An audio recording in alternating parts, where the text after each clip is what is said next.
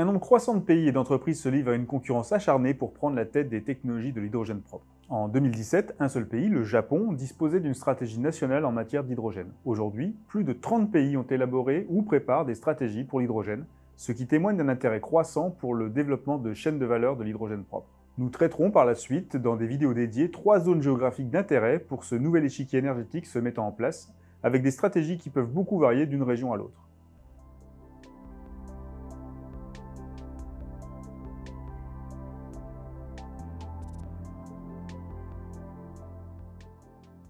La pandémie de Covid-19 a accéléré la course au leadership dans le domaine de l'hydrogène propre, car de nombreux pays reconnaissent l'importance de l'hydrogène pour relever le double défi du changement climatique et de la reprise économique. Une part importante des fonds de relance des pays a été affectée à des projets liés à l'hydrogène, ce qui fait entrer l'hydrogène sur la scène géopolitique internationale comme un levier d'influence, d'échange et de développement économique.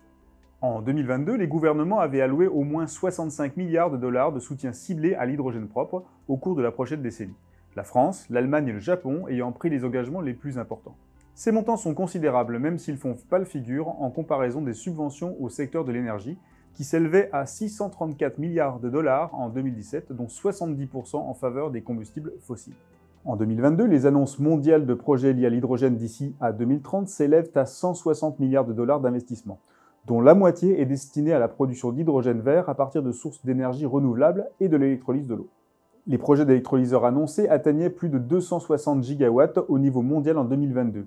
Et s'ils étaient mis en œuvre, ils permettraient de mettre en service 475 gigawatts supplémentaires de capacité éolienne et solaire d'ici 2030. Bien qu'il s'agisse d'une augmentation spectaculaire par rapport aux 0,3 gigawatts d'électrolyse installés en 2020, on est loin des 160 gigawatts qui doivent être installés en moyenne chaque année jusqu'en 2050 pour atteindre l'objectif de 1,5 degré de réchauffement. Avec près de la moitié des projets mégawatts annoncés dans le monde, l'Europe prend une avance considérable, en grande partie grâce à la forte dynamique des projets ambitieux de réduction des émissions de carbone par une forte dynamique de politique ambitieuse de décarbonation, de stratégie nationale et de soutien gouvernemental. L'Europe est suivie par l'Asie avec 23% des projets annoncés et l'Amérique du Nord avec 13%. Les volumes les plus importants d'hydrogène propre devraient provenir de l'Europe et de l'Océanie, qui représentent ensemble plus de la moitié de la capacité jusqu'en 2030. Des projets à grande échelle ont également été annoncés, axés sur les exportations d'hydrogène en Afrique, en Amérique latine et au Moyen-Orient. Les pays et les régions disposant d'un potentiel élevé en matière d'énergie renouvelable et d'un faible coût de l'électricité peuvent utiliser leurs ressources pour devenir d'importants producteurs d'hydrogène vert. La capacité des différentes régions à produire de grandes quantités d'hydrogène vert à faible coût varie considérablement.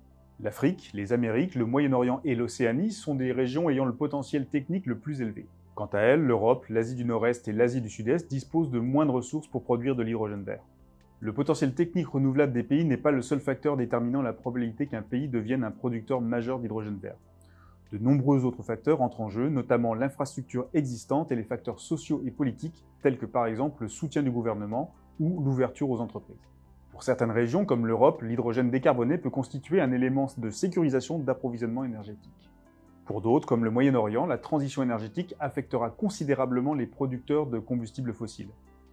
Il est très probable qu'une grande partie des réserves de pétrole, de gaz et de charbon ne sera jamais extraite et monétisée.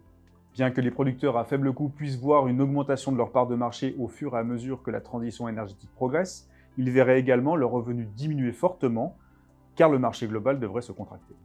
Plusieurs producteurs de pétrole et de gaz ont déjà vu leur note de crédit souveraine abaisser. Au fur et à mesure que la décarbonation progresse, les pays producteurs devront faire en sorte que leur économie ne dépende plus du pétrole et du gaz. L'hydrogène propre offre aux pays exportateurs de pétrole et de gaz une voie de transition attrayante pour diversifier leurs économies alors que les principaux marchés d'exportation s'orientent vers des carburants et des vecteurs énergétiques à faible teneur en carbone ou sans carbone.